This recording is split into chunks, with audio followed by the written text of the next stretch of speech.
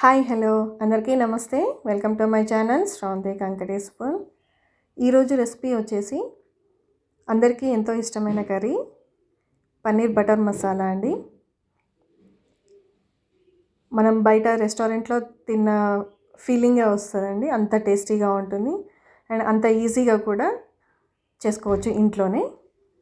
ఇవి మనం నాన్స్లోకే కాకుండా రోటీస్ చపాతీస్లోకైనా కూడా తీసుకోవచ్చు. ఇప్పుడు ఈ కర్రీని ఎలా ప్రిపేర్ చేయాలో చూపిస్తాను. నేను ఇక్కడ మిల్కీ మిస్ట్ పన్నీర్ తీసుకున్నాను. మీరు వేరే బ్రాండ్ ఏదైనా తీసుకోవచ్చు. ఇప్పుడు ఒక బౌల్ తీసుకొని అందులో ఒక 3 ఉల్లిగడ్డలు కట్ చేసుకున్నాను ఇలా. తర్వాత ఒక మీడియం సైజు టమాటోస్ని కూడా 3 తీసుకొని ఇలా క్యూబ్స్లో కట్ చేసుకున్నాను. ఇప్పుడు ఇందులోనే ఒక 10 వరకు కాజు, అలానే ఒక 10 వరకు బాదం,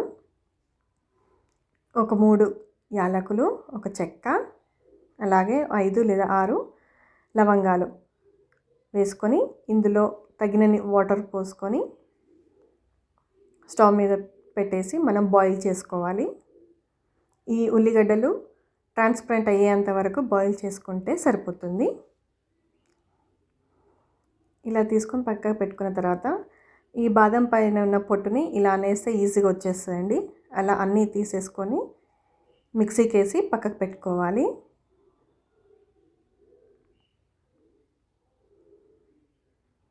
ఇప్పుడు స్టవ్ పైన ఒక కడాయి పెట్టుకొని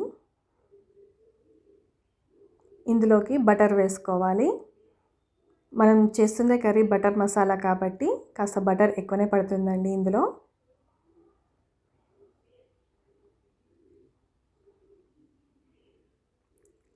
ఇది కాస్త కరిగేలోపు మనం ముందుగానే మిక్సీకి వేసి పెట్టుకున్నాం కదా పేస్ట్ని, అది కూడా వేసేసి ఒకసారి బాగా కలుపుకోవాలి. ఇప్పుడు ఇందులో నేను ఇక్కడ కాశ్మీరీ చిల్లీ పౌడర్ యూస్ చేస్తున్నానండి. మామూలు కారం అయితే కొద్దిగా తగ్గించి వేసుకోండి.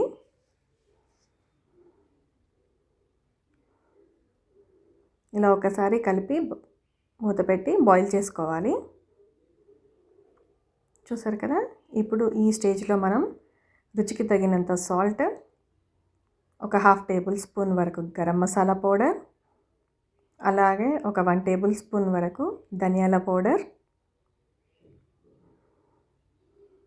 అండ్ కర్రీకి ఎంతో టేస్ట్ ఇచ్చేది కసూరి మేతి అండి. అది కాస్త రోస్ట్ చేసుకొని ఇలా నలుపుకొని కర్రీలో వేసుకోవాలి.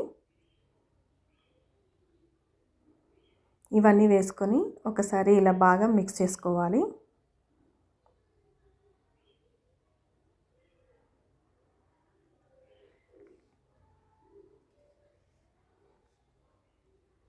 ఇది కాస్త దగ్గరకు వచ్చిన తర్వాత ఇప్పుడు ఇందులో ఒక 1 గ్లాస్ వరకు నేను వాటర్ వేసుకుంటున్నాను. ఈ వాటర్ పోసుకొని కూడా బాగా మరిగించుకోవాలి.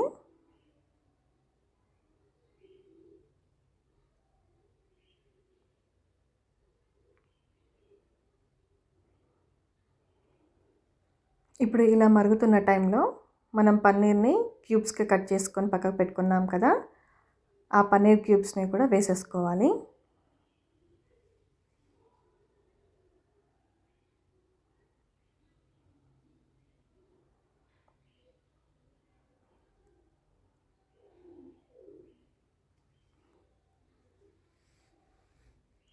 వేసుకొని మరి ఒక 5 మినిట్స్ మగ్గించుకోవాలండి.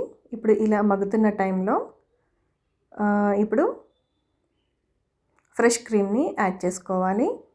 నాకు ఈ క్రీమ్ ఇంట్లోనే ఉందండి. నేను ఆ క్రీమే యూస్ చేస్తున్నాను.